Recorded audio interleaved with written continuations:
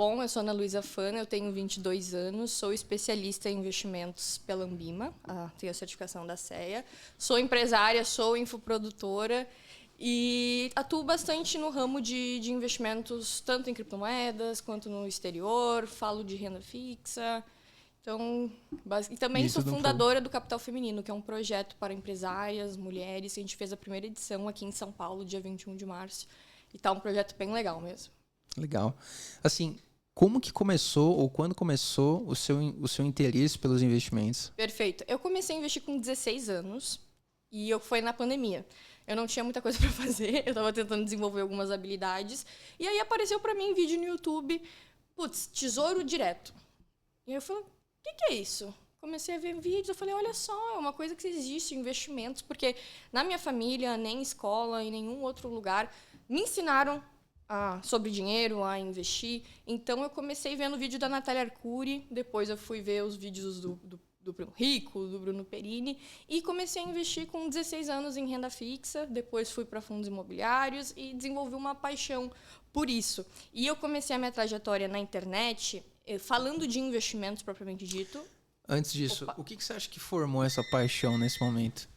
Foi quando eu vi o meu dinheiro trabalhando pela primeira vez, porque eu comecei investindo naquelas caixinhas. Eu comecei pela caixinha do Nubank, por exemplo. Isso. Eu comecei do PicPay, que rendia 102% do CDI. E aí eu comecei a colocar um dinheiro que eu ganhava vendendo lanche. Eu vendia lanche na escola. Eu tive um brechó também. Ou até mesmo quando meus pais iam me dar algum dinheiro de aniversário, eu preferia ganhar um dinheiro para conseguir investir essa grana. Nesse momento você morava com seus pais. Sim. E tinha poder ali de conseguir juntar, enquanto que muita gente não faz isso. Mas por que você foi para um caminho diferente na sua visão, nesse momento? Eu acredito que eu sempre tive o desejo de ter as minhas coisas. Eu nunca tive algum problema assim, vou gastar muito, vou atropelar o cartão dos meus pais, porque tem muita gente que faz isso, né? Enfim, fica acomodado. E não, eu sempre tive essa vontade de ser independente. Acredito muito também por conta do meu irmão. Eu tenho um irmão que é autista. E eu sei que ele vai depender pro resto da vida dos meus pais. Então, foi uma coisa assim, não, eu não quero também ser um peso financeiro, eu quero ter as minhas coisas. Então, acredito que isso tenha sido um dos grandes motivadores para eu ir atrás disso. Legal. Assim, quais foram os seus primeiros passos nessa jornada aí? Você começou a investir, por exemplo, na caixinha da Nubank, mas e aí? Evoluindo isso? Aí eu comecei em fundos imobiliários, eu comecei vendo vídeo na internet. Daí eu acabei comprando o curso de investimento. Eu estava antes com bastante medo, mas fui para fundos imobiliários, ações, fui para criptomoedas. Eu comprei Bitcoin pela primeira vez em 2022, quando estava 18, 19 mil dólares. Então peguei uma boa valorização. E por aí foi. Mas eu fiquei bastante tempo na renda fixa, só me sentindo mais segura, sabe? Para ver naquele rendimento todos os dias. Eu acredito que para o investidor iniciante é muito importante porque faz um reforço positivo, né? Digamos assim, tu vê o dinheiro rendendo mesmo. Legal, legal. E assim, qual que é o principal erro, na sua visão, que as pessoas cometem nesse ato de tentar juntar? Eu tenho algumas dúvidas aqui que eu vou trazer ao longo desse episódio. Não vou trazer agora, mas eu queria primeiro que você citasse esses principais erros. De quem está começando a investir. Quem está começando a investir, aquele erro que, por exemplo, trava o cara. Por que ele não consegue começar a juntar? Ou, às vezes, a pessoa tem um faturamento muito expressivo, mas ele não junta, cara. Não consegue. Eu acho que tem alguns fatores. Primeiro, tem muita questão de crença. Muita questão de crença em relação a dinheiro. O Brasil, historicamente, não é um país próspero de mentalidade. Nos Estados Unidos, como que funciona? Os pais dão de presente ações para as crianças. Aqui nunca se falou em escola, falar de dinheiro é um tabu. Então, enquanto isso realmente for uma questão estrutural, vai ser muito difícil que, de forma geral, as pessoas tenham consciência financeira, que saibam que elas precisam gastar menos aquilo que elas ganham. Isso é uma coisa que eu vejo muito do pessoal do digital. A galera consegue ter um faturamento muito alto, muito rápido, só que aí começa a torrar tudo, quer impressionar os outros, começa a comprar carro, E assim, eu já conversei com muita gente do digital que está quebrado. Porque não uma boa parte está quebrada. Uma boa parte está quebrada porque não souberam ter gestão de fluxo de caixa. E é uma coisa que eu acho que é extremamente importante. Tem muita gente que não entende isso como uma empresa. Porque às vezes tu tá trabalhando de casa, é um dinheiro que vai direto, às vezes, no teu CPF, caso tu ainda não tenha um CNPJ.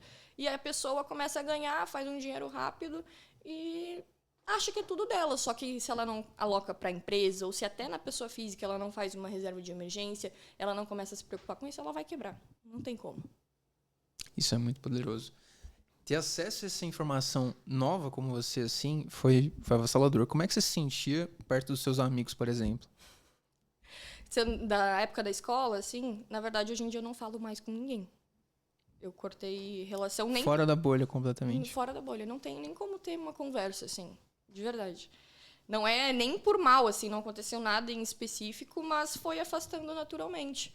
E eu vejo que, assim, hoje, da época da escola, eu sou a única que, por mais que todo mundo tenha vindo da mesma condição, eu fui atrás de ter o meu muito cedo, porque todo mundo seguiu o caminho tradicional, né? Putz, vou primeiro fazer a faculdade, começo a fazer um estágio, aí eu vou arranjar um emprego. E eu cortei muito. Eu fiz, inclusive, faculdade. Eu fiz primeiro 2 semestres de psicologia, assim, quando eu saí da escola. Depois eu fui para administração, tranquei a administração e fiquei 1 ano e meio travada. E agora eu tô fazendo online na FGV. Para finalizar. Só para finalizar. Só para finalizar. Gestão financeira, isso. Legal. Mas é bem diferente a mentalidade de quem já começa a empreender, a investir, do que quem vai seguir no caminho 100% tradicional. Legal. Isso é, na minha visão, o maior perigo, assim. Eu vejo muitas pessoas, até talvez seja uma crítica aos pais hoje em dia. É muito importante a educação, muito importante, sabe? Mas hoje eu acho que a gente chegou num ponto onde a educação não necessariamente vai agregar muito mais, sabe? O conhecimento, não, eu acho que não é mais o principal ativo. Acho que é você, de fato, fazer as coisas com consistência, ganhar um monte de coisa com relação a isso. Mas, assim, para você começou depois a se posicionar como influenciadora. Em que momento você deu a cartada do tipo, cara, agora esse é o meu caminho, esse é assim que eu vou... É agora que eu defini agora... Por exemplo, sei lá, seus primeiros... Você bateu 100 mil reais, você bateu... Qual que foi a chancela disso? Então, eu acho que antes mesmo de eu lançar infoproduto, eu fiquei 1 ano só produzindo conteúdo. Eu comecei a produzir conteúdo no TikTok e eu entrei nesse nicho de investimentos muito por acaso, na verdade. Eu queria falar de empreendedorismo porque eu tinha um brechó também, na época, que era a grana que eu ganhava. E eu falei que eu investia essa grana. E eu falei, era um vídeo que foi em 2023, maio de 23. Eu falei, galera, vocês têm que empreender e investir desde cedo para vocês terem um futuro financeiro melhor. E eu falei do investimento que eu fazia. E esse vídeo, o primeiro vídeo que eu postei no TikTok, pegou mais de 2 milhões de visualizações, falando de investimento. E eu falei, opa... Aí tem um negócio. Aí tem um negócio. Aí eu postei 5 vídeos, todos pegaram mais de 1 milhão de visualizações. Falei, estourei. Caramba. Estourei. É que assim, o que eu vejo, o público do TikTok, ele tem um nível de consciência muito baixo. Muito baixo. E eu utilizei uma linguagem muito simples em relação a investimentos. É uma coisa que eu acredito que seja um grande diferencial meu de outros influenciadores, é que eu não quero falar com termo técnico, eu não quero falar com palavra difícil. Eu falo palavrão, eu me exalto, eu falo, meu Deus do céu.